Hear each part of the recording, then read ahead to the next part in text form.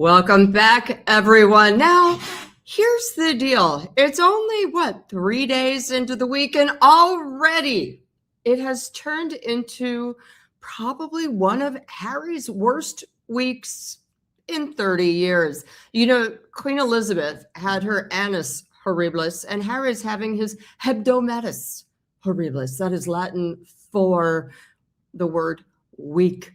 That's i.e. ChatGPT has assured me that is Latin for the week. So if there are any Latin scholars out there, please, let's just let it lie, shall we? We got a lot to get through today. The week started off badly with a brouhaha over Buckingham Palace.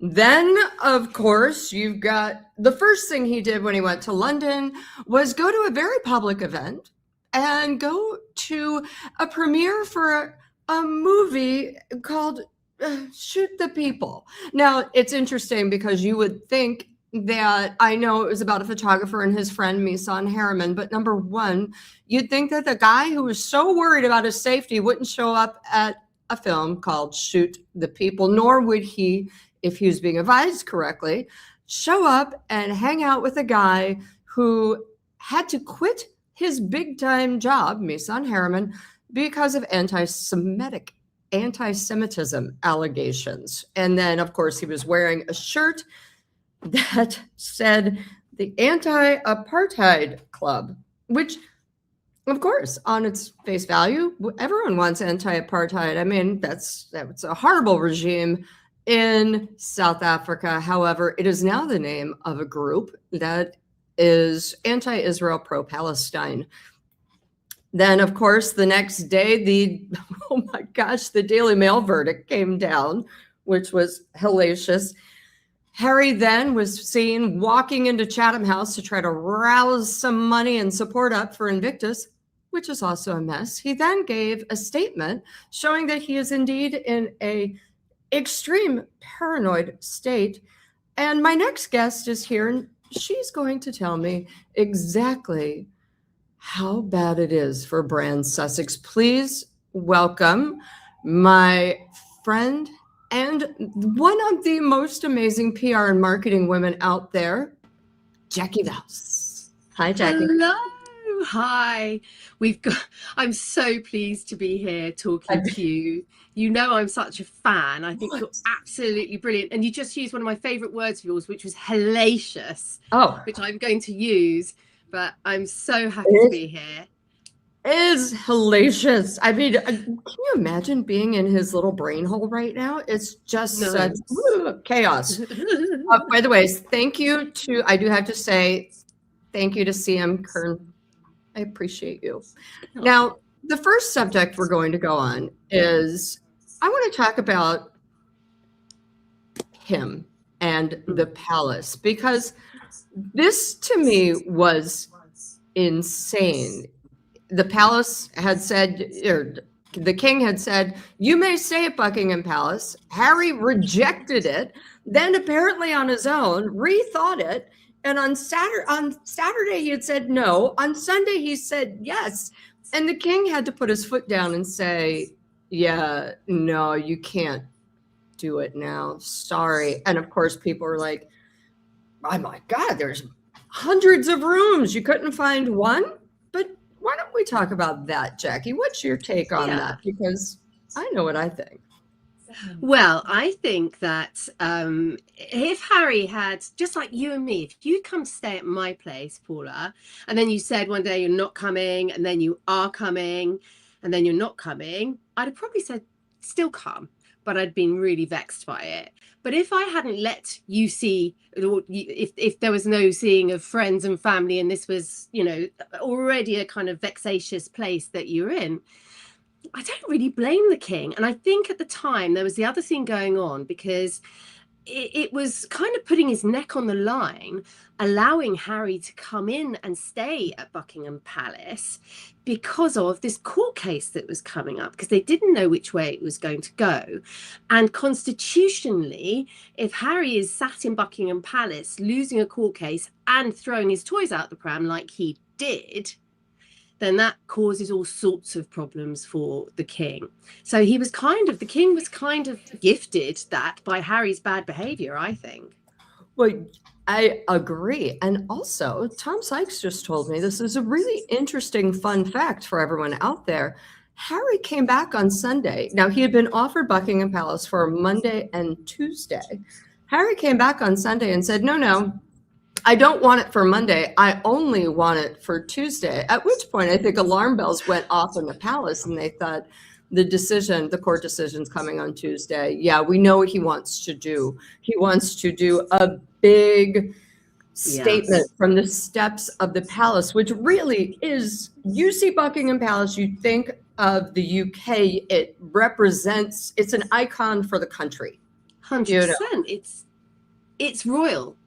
And the thing that Harry has been trying to do for so long is prove and underline his royal status. So obviously, I think he was totally gifted that ability to just withdraw it. Yes. Well, and also the other thing is, to be fair, if he had come out and bashed the court case, we're going to get into that in just 2 seconds, but if he had come out and said it was a whitewash, which for those of you who don't know, it's a painting reference. There's graffiti on the wall and you don't want anyone to see it. You just paint over it with whitewash and act like it never happened. So it's a very paranoid statement. But here's the deal. King Charles is the king. He is the figurehead of the government. If he had said that the king's court was whitewashing in favor of a newspaper, that would have been absolutely traumatic and a bit of a constitutional issue, don't you think? Well, it is a constitutional issue, even so. I mean, I think he's stepped over the line this time, Paula. I think he's gone to a place where there's no coming back from. And this has always been my problem with the Sussexes. They have no guardrails around them, and they don't seem to have the advisors helping them with those guardrails. And if I had been his advisor, I would be literally trying to gaffer tape his mouth to stop him going after the judge like he did. The judge is there as his father's envoy. You know, he can't go and criticize his father's envoy. He can't do that. No. And he's really stepped over the line. This whitewash, as you've so beautifully pictured there, that means cover up. You look it up in a dictionary, and as Robert Jobson said, it says you are doing a cover-up. So he's attacked the judge. He said there's one rule for the media and one rule for the others in his statement. He said it's a cover-up. This is a prince, the fifth in line to the throne, attacking his father's courts. As an advisor, I would be scurrying around, not knowing quite what to do at the moment, because he's stepped over that line now. I actually believe you would know what to do, Jackie. You would quit. But, you know, there we go. Meanwhile, when we talk just you and me, you know. Erica asks, why is it always the royals that need to apologize? I mean, they don't. They don't need to apologize, Erica. They only need to apologize when something goes wrong. But generally, they're there to serve. And when they're doing their royal duty, they never need to apologize. No. And meanwhile, the other thing about Buckingham Palace, and then we can move on, is, all right, Harry, where are you staying now? Where are you feel safe? You're good? Because then we saw him. This was the craziest bit. The newspaper bit came out, and we'll get into this more with Invictus, but he's seen walking into Chatham House with 2 big beefy guys. And then later, there's no crowd. No one's saying anything. There's like 3 people. Hey, Harry. And then while he's inside, the verdict comes down and he comes out and there's a scrum of press and he calls the cops. So it's so bizarre. You'd feel a little bad for him, but I'm over it now. And I'm especially over it after what he did. The first thing when he came to England. He checked into a friend's house or wherever, Soho House, whatnot. I don't know. Let's be clear. And then he decided to go to a very public screening for his friend Misan Harriman, who I believe is head of, is it South Bank Center? Well, he had to step down from that. Well, yes, but his film Shoot the People, Harry didn't understand why that was a problem, because he was like, wow, Misan's my friend and he's a photographer and he does shoot people with his camera, giggle. And then, of course, Misan wears that shirt, the Anti-Apartheid Club, which, can you discuss this so that people know exactly what this means? Well, Misan has had to step down from his role at this the South Bank because of some comments that he made that were anti-Semitic. And this anti-apartheid club isn't just some slogan on a t-shirt. It is Slogo. That's a good one. That's a new one. It's really talking about Palestine and Gaza and showing political allegiance. And that, for the royals again, is an absolute no. The whole point about being a royal is that rising above politics and trying to support people of all causes, of all ethnicities, of all genders. And unfortunately, Harry sort of walked slap bang into that the minute he got off a plane. And again, if he had the right people around him, Paula, this one's like, he wouldn't have got into that situation. He wouldn't have been placed in that awkward, uncomfortable lineup, because somebody would be saying, Harry, you can't stand next to him, get him to change his shirt, do something, but that's not working. This is what the role of PRs do. And the reason I do my pod, as you know, is to try and give the picture behind the scene of what we're doing all the time, which is not spinning and lying. It's protecting reputations and building reputations. And if he had somebody there to help him, this would not have happened. Well, it's also interesting to me because, you know, part of what Misan did was he retweeted or re-X'd, whatever you call it now, retweeted a post that said Jared Kushner and Ivanka Trump, who are Jewish, are selling out the Albania coastline to Jewish billionaires, and they're going to use it as an Israeli military front, whatnot. Now, the problem is Harry gave an anti-Semitic speech, which a lot of people, or not, I'm sorry. Harry gave a speech against anti-Semitism. But a lot of people thought it was just lip service, because you look at his history. Again, long ago when he wore the Nazi uniform at the fancy dress party, which of course he blamed William and Catherine for.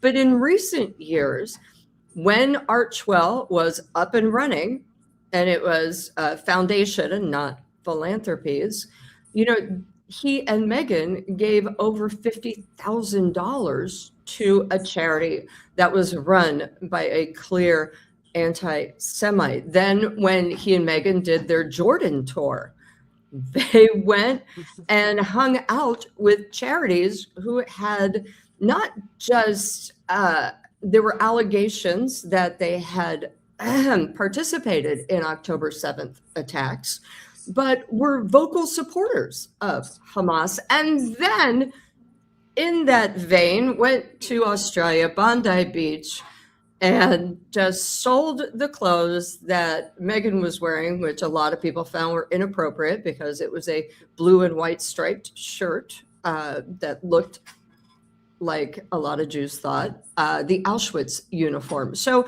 they don't, and they've also been insanely quiet on all Jewish problems. They never said a word about October 7th. So does this compound the issue that even though Harry gave an anti-Semitic, an anti-Semitic speech, does this hanging out with Misan hurt him and make him look like it was just lip service or not? it's just another thing on another thing on another thing. They flip-flop, they flim-flam. You don't actually know where you stand with them. And I don't know whether they know where they stand either, because there is no continuity of stance or of message. And this is something that I spend a lot of time speaking to not only celebrities and people about, but also companies and organizations. So you need to know what your value set is. You need to know what your principles are, what your vision is, what your mission is, most importantly, what your value set is. And these two don't appear to have that down. And if they did, they would be able to measure any of their activities against those things. However, they are very scattergun, very erratic, very emotional in everything they do. And it is not strategic because of that. And this is my ever ending problem with them as a duo, because they claim to want to have these lofty positions of service, but they cannot enact elegantly or well if they have no value set. Well, actually, I hate to disagree with you, but I do think they have a value set, and that is money. Oh. I think their position is all about how to make money. And you actually had a great line in your recent Substack. And for those of you who don't know, Jackie runs When Pop Culture Meets PR, not just on YouTube, but on Substack. And she wrote a brilliant article in which it said, oh dear. About service and sacrifice.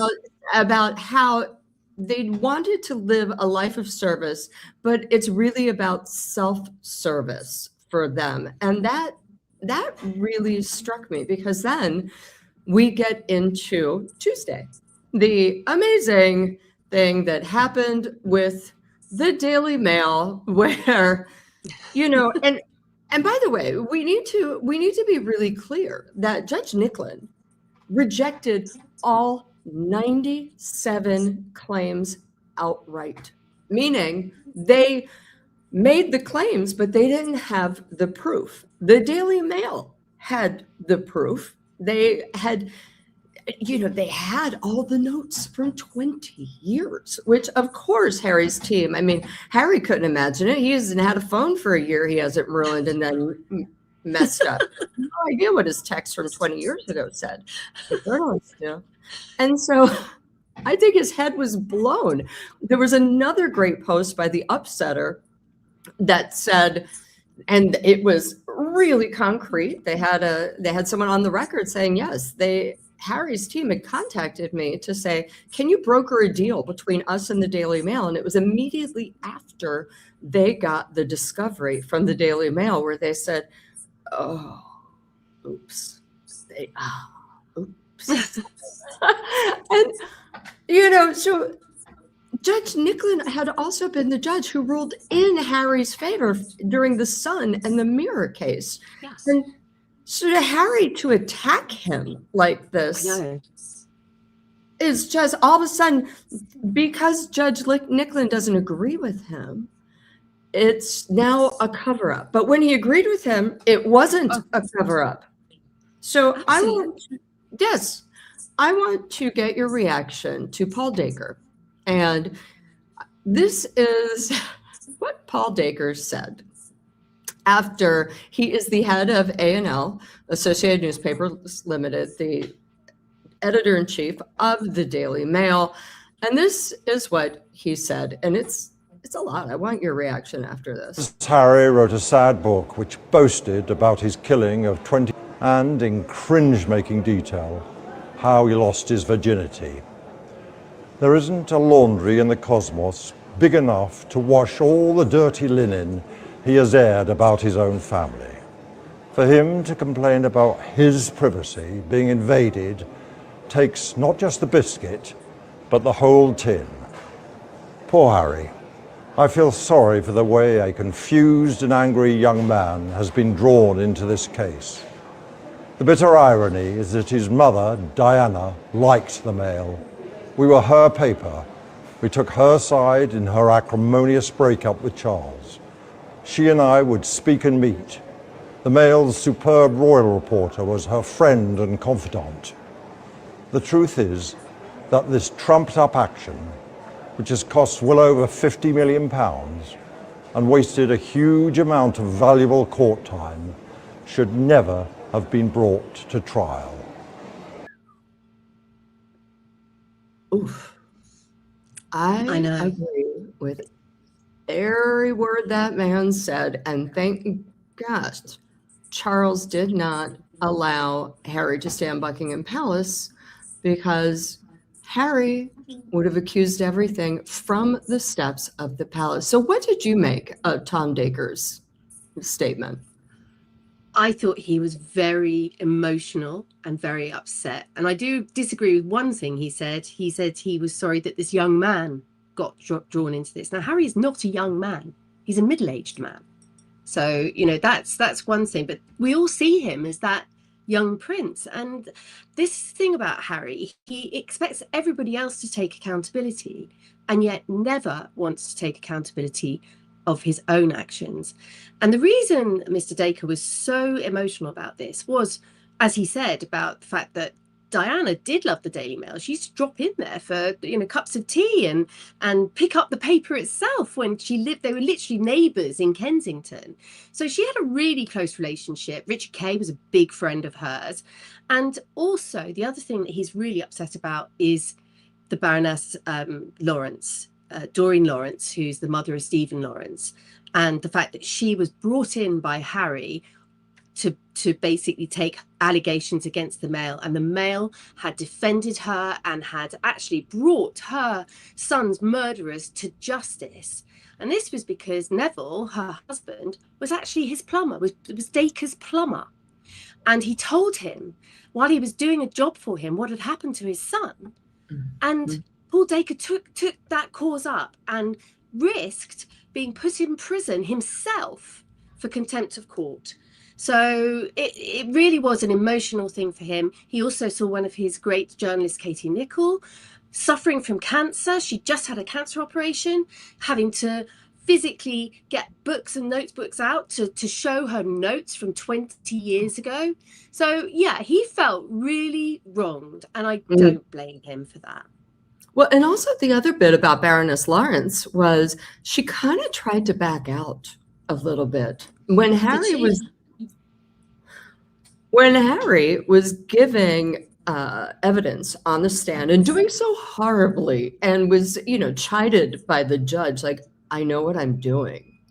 Don't tell me how to do my job, basically.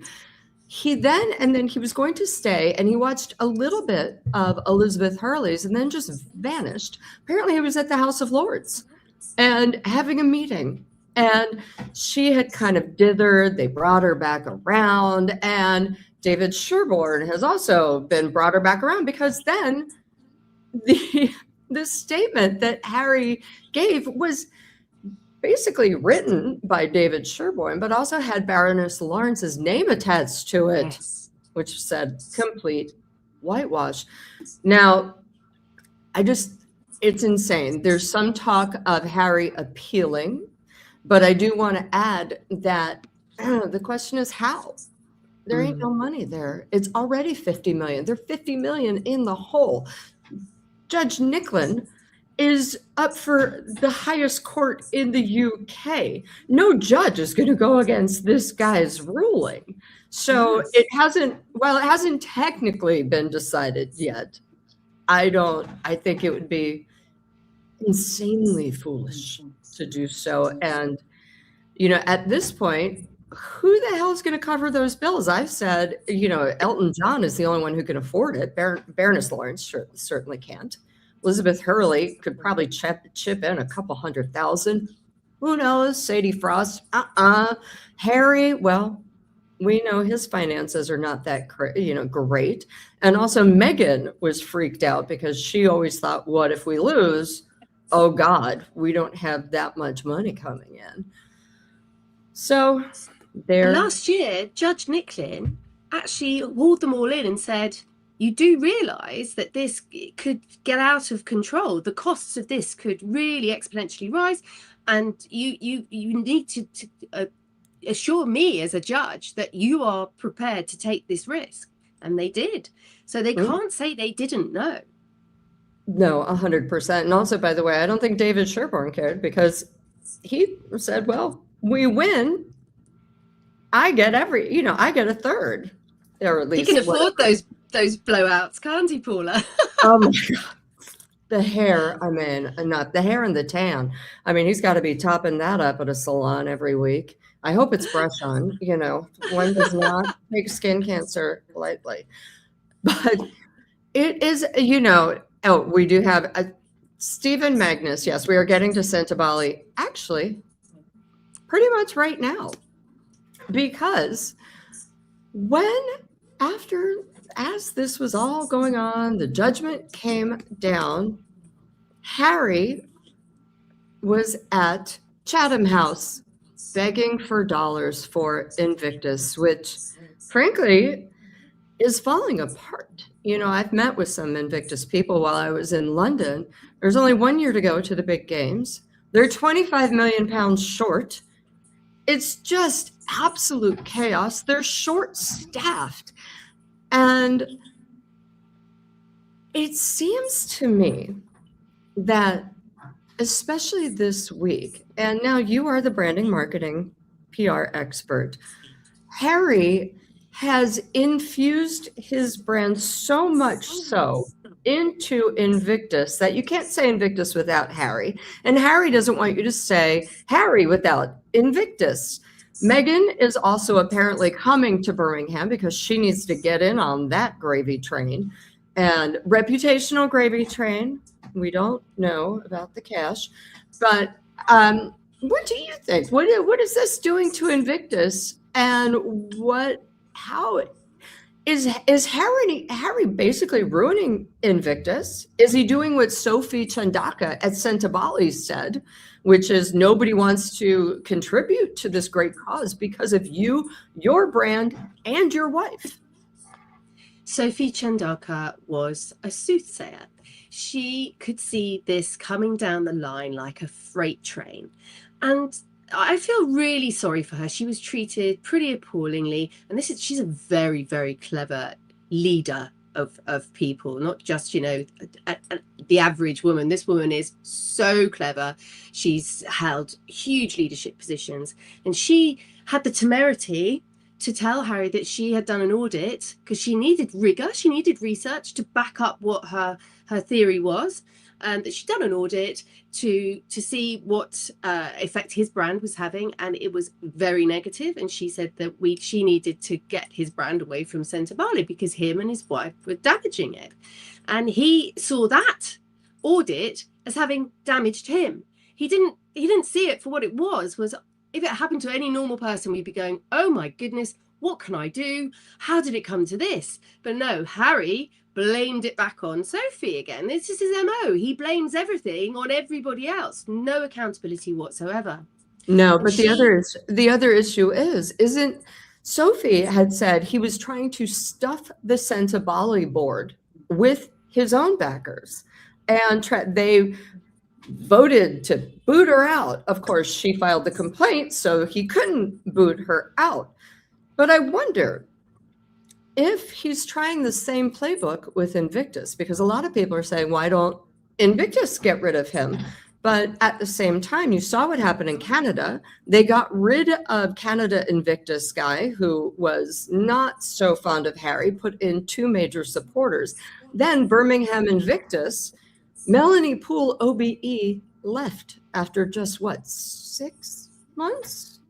And didn't say why, just said, no, we're good. Goodbye. And now it's run by Harry supporters. So do you think anyone there is going to say anything? Or do you think the overarching Invictus Foundation will try to say something? Or are they just happy with their very cushy salaries? Oh, well, I don't want to go there because I don't know anything about their salaries. But what I will say is that I'm sure you do. You know more about Invictus finances than anybody I've spoken to. But what I will say is that the damage is done and they've got 1 year to get 24 million.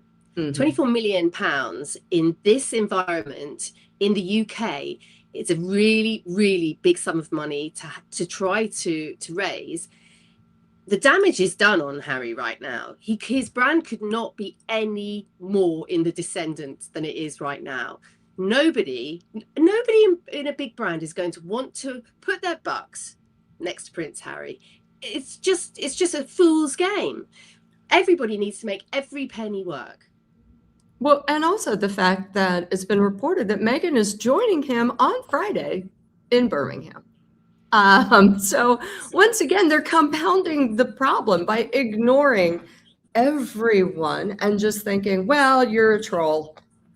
You know, and at this point, you're like, the whole world can't be a troll doll world, can it? I mean, maybe if you're Justin Timberlake in the movie, but it is insane. And by the way, thank you so much, Kimura. We appreciate you. But now the other thing is, I want to talk about this with you because I can't imagine Harry's, this is going to go well. Again, you're right. The UK people are struggling. I was just there. It was tense. And a lot of people are not going to be like, I'm not going to give you a pound for this event that just seems to cost so much money. It's ridiculous. You've done events before, Jackie. Yeah. Why is it set to cost 60 million? Why? It's for 500 competitors. It's really difficult for me to get my head around that figure, especially when you look at the Warrior Games that do a really similar event for less money. And I can only think that, there you go.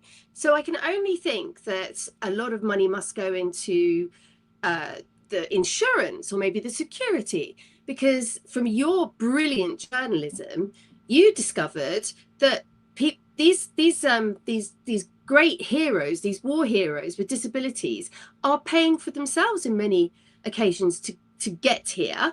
And they're not like that. Because, by the way, again, you've got Scott Snow, who is injured at Dusseldorf and is thousands of dollars in the pocket, is in so much pain, wears a fentanyl patch every day. And Harry and Invictus ghosted him. They didn't have an insurance policy to cover if someone got wounded at their games. So, yeah, where's that money going? It's really difficult to account for. And I think that's the other thing. Anybody donating will be asking those questions, Paula. They've got to say, what are you using the money for? Who's going to be coming? Who else is sponsoring? All of these, can they answer these questions? Because that's the sort of thing that any logical person would do if they're putting their brand money into things. They don't want to see another Scott Snow. And they'd actually like to see Scott Snow dealt with quite nicely and properly and have his medical bills paid for. 100%. And also Scott Snow said he wanted to come back. You know, don't ask why. But it just, I agree with you. It's very frustrating. And I also think that when the money doesn't show up, when the games may have to be postponed / canceled, he's going to get even more troubled. He's already paranoid. You know, when he lost his Ravik security case, he claimed it was an old-fashioned stitch-up by the men in gray suits. Then, now, after Daily Mail, it's a whitewash. Everyone is covering up everything. What the hell?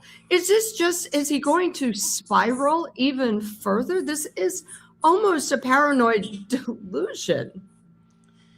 Well, I had a discussion with my people, and I am concerned. I have a horrible feeling that we're seeing a breakdown in plain sight. I just, the movements, the way they move, the way they talk is so erratic. You know, from a statement saying, a leaked story in The Sun saying, I'm coming and I'm bringing my family, and how exciting is that? to then throwing his toys out of the pram, saying, we're not coming because we haven't got the security. But they knew that they didn't have the security. And it all seems to be that, he wasn't getting what he wanted. So he uses press. And this is another big thing about press, Paula. You know this. You cannot use press on your whim. You can't use press as a tool to satisfy your whim. You work with the press. It's a symbiotic relationship.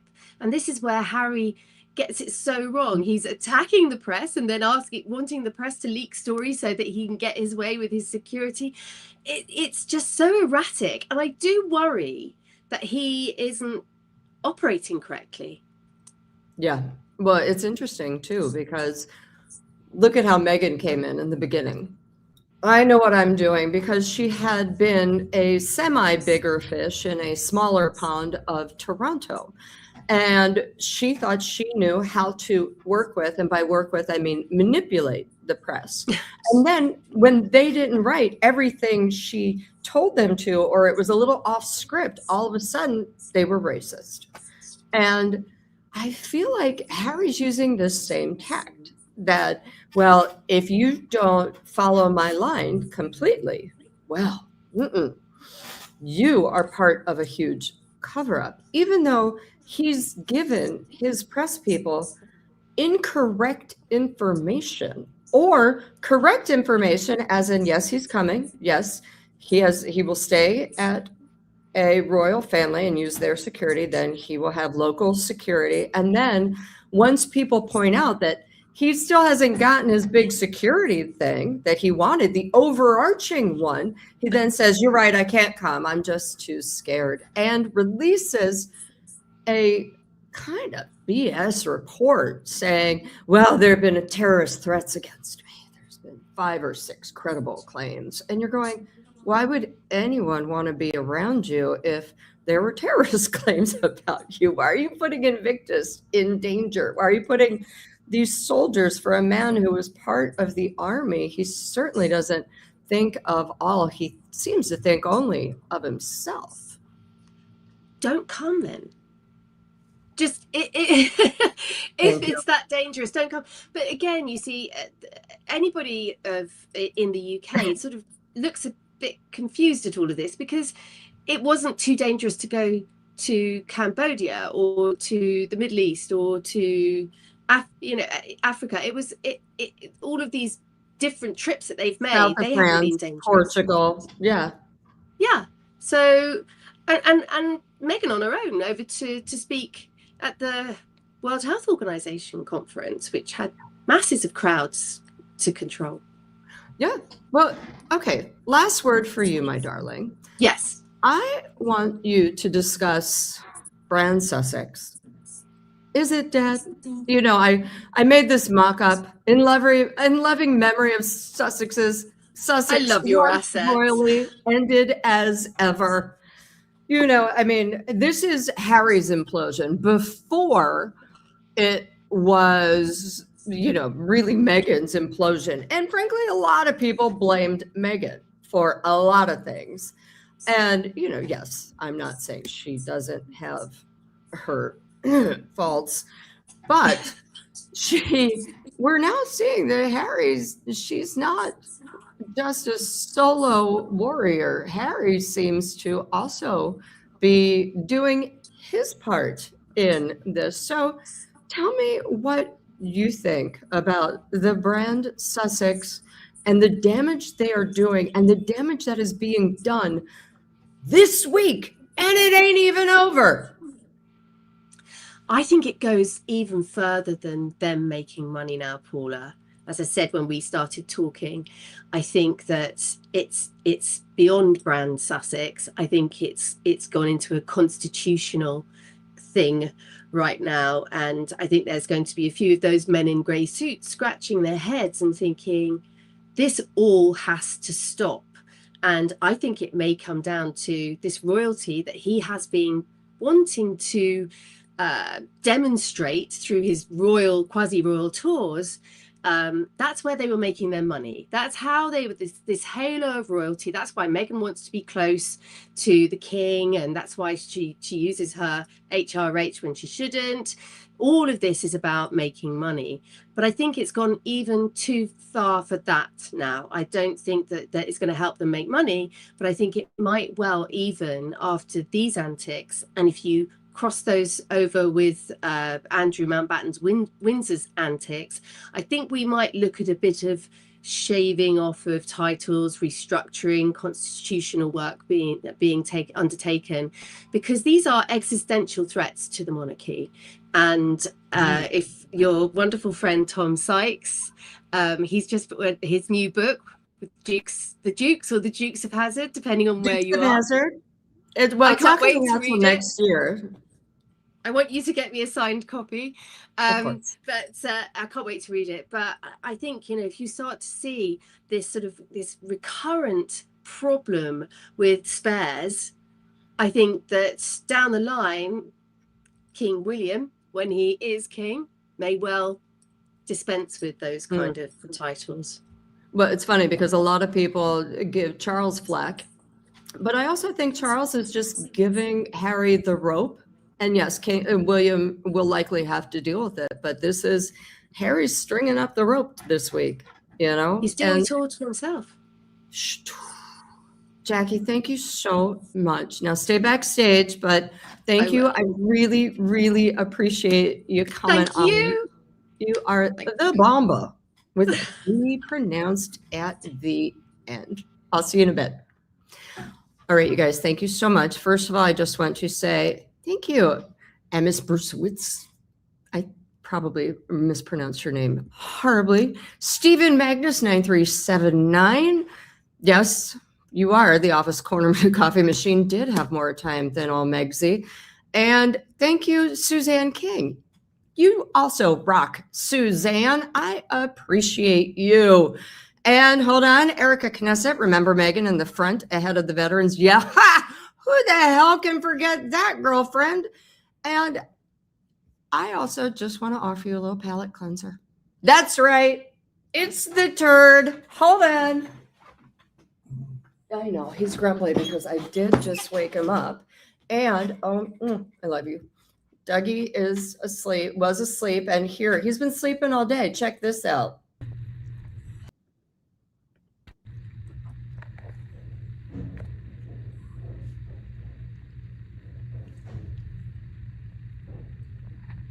What are you thinking? Yeah, me too.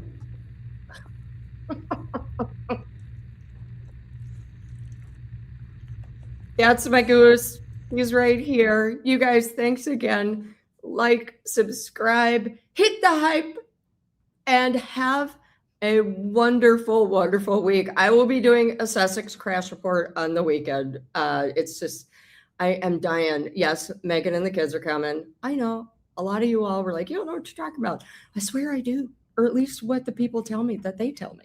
So have a wonderful, wonderful rest of the week. Happy hump day and talk soon. Take care.